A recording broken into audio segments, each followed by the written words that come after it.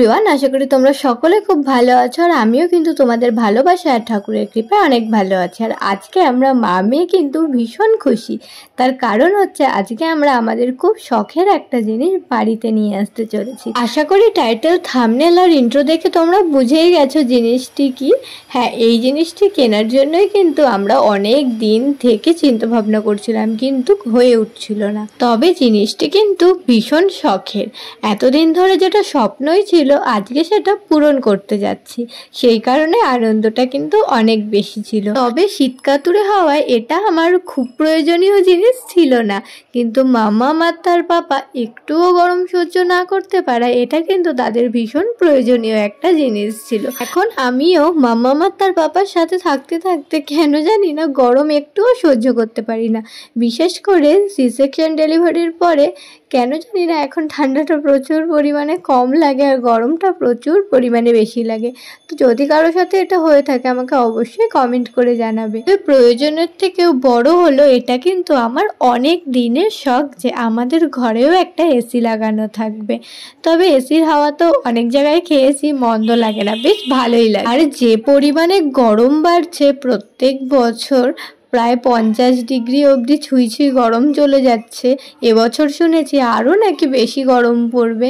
তো আমরা বড়রা সহ্য করতে পারলেও হয়তো আমাদের ছোট্ট মাম্মামটা হয়তো সেটা সহ্য করতে পারবে না, যেহেতু ও গরম একটুও সহ্য করতে পারে না। অত কিছু না ভেবে একটু সেভিংস ছিল আর একটু অ্যাডজাস্ট করে নিয়েই নিলাম।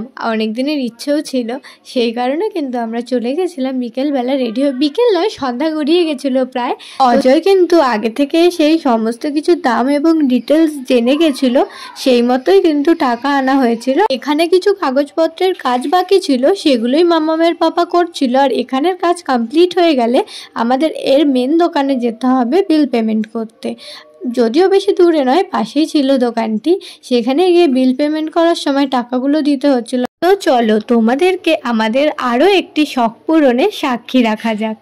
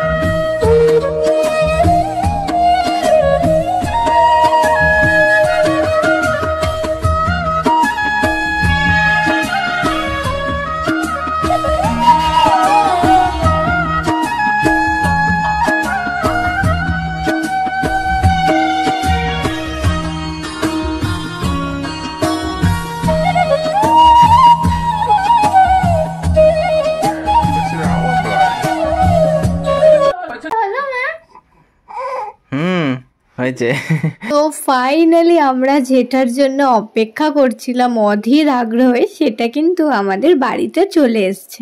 তো আজকে এসি ইনস্টলেশনের জন্য লোক আসছে আর মেন সুইচ নামিয়ে দিয়েছে। আর কিছুক্ষণের মধ্যে আমাদের ঘরে এসি লাগানো থাকবে গাইস। অনেক দিনের ইচ্ছে পূরণ হচ্ছে। তো আমরা ব্লগটা দেখো, ব্লগটা আমি কালকে থেকে স্টার্ট করেছি, তো একদম সব কমপ্লিট হয়ে গেলে তারপরে আমি ব্লগটা এন্ড করবো। তো তোমরা ভিডিওটা দেখতে থাকো। যদিও আমাকে দেখা যাচ্ছে না জানি, তো একটু ম্যানেজ করে নাও।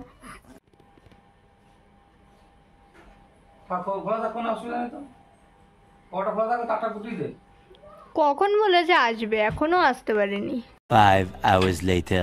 অনেকক্ষণ অপেক্ষা করার পর এসি ইনস্টল করার জন্য দাদারা কিন্তু চলে এসছে। আর ওরা ওদের যেসব লাগবে জিনিসপত্র সেগুলোই গুছিয়ে নিচ্ছিল। আর এখানে বক্সটা ওপেন করছিল, তাই বললাম একটু ওপেন করো, আমি ভিডিওটা করে নিই।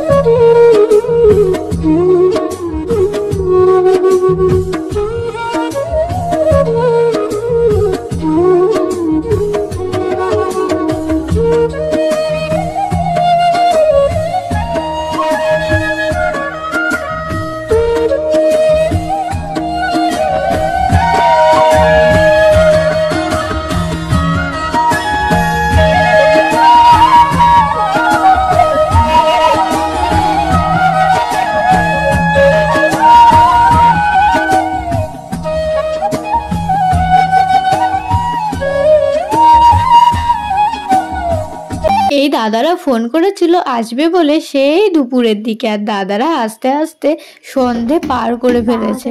তো এখনো কাজ চলছে আর অন্ধকার হয়ে গেছে বাইরে। তো বাইরেও একটা মেশিন লাগানোর থাকে, তো সেটা এরকম অন্ধকার হয়ে গেছে। আমি ভাবছি সেটা কিভাবে লাগাবে কে জানে। তো দাদারা বললো কোনো অসুবিধা হবে না, একটা লাইটের ব্যবস্থা করে দিলেই হয়ে যাবে। আর এখানে মামামও দেখতে এসছে যে কাজ হয়েছে কিনা। তো অবশেষে তো কাজ কমপ্লিট হয়েছে। এখনো কারেন্টের অনেক কাজ বাকি আছে, সুইচ বোর্ড এইসবও লাগানোর ছিল। তো আপাতত আজকে চালানোর মতো একটা ব্যবস্থা করে দিয়ে দেখা গেছে যে এসিটা ঠিকঠাক চলছে কিনা। তো প্রথম এসি চলছিল, খুব ভালো লাগছিল। তো এখনও যদিও অনেকটাই কাজ বাকি ছিল, মোটামুটি শুধু এসিটাই ইনস্টল হয়েছে। আর এখানে অনেক পেপার ওয়ার্ক ছিল, ওয়ারেন্টির কাগজপত্র ছিল, সেগুলোই করা হচ্ছিল। তো প্রথম স্টার্ট হচ্ছিল এসিটা, দেখে সত্যি অনেক ভালো লাগছিল। আর এই কাজ করতে গিয়ে আমার ঘরের অবস্থা যে কি হয়েছিল সেটাই তোমরা একবার দেখো। পুরো ঘর একদম লণ্ডভণ্ড হয়েছিল, সেগুলোকে আমার আবার গোছানোর ছিল, কিন্তু গুছিয়েও কোনো লাভ ছিল না, কারণ পরের দিন আবার কারেন্টের কিছু কাজ ছিল। তারপর আমরা ওটাই চিন্তা করছিলাম যে এসির বোর্ডটা কোথায় করলে ভালো হবে, মানে যেখানে এসির সুইচটা দিতে আমাদের বেশি সুবিধা হবে সেইখানেই বোর্ডটা করতে হবে, এইসবই চিন্তা ভাবনা করছিলাম। তো পরের দিন দাদা চলে আসলো, মিঠুন দা, কারেন্টের কাজ করতে। আর এদিকে দেখো আবার আমি কিন্তু সব কিছু কাঠ থেকে সরিয়ে আবার সোফার ওপরে রেখেছি। আর ঘরের অবস্থা তো সত্যি ভীষণ খারাপ, মানে সম্পূর্ণ কাজটা কমপ্লিট না হলে না ঘরটা গুছিয়ে উঠতে পারছি না ঠিক করে। আর এদিকে আপাতত দেখো সব কাজ কমপ্লিট আর ঘরের অবস্থা এরকম।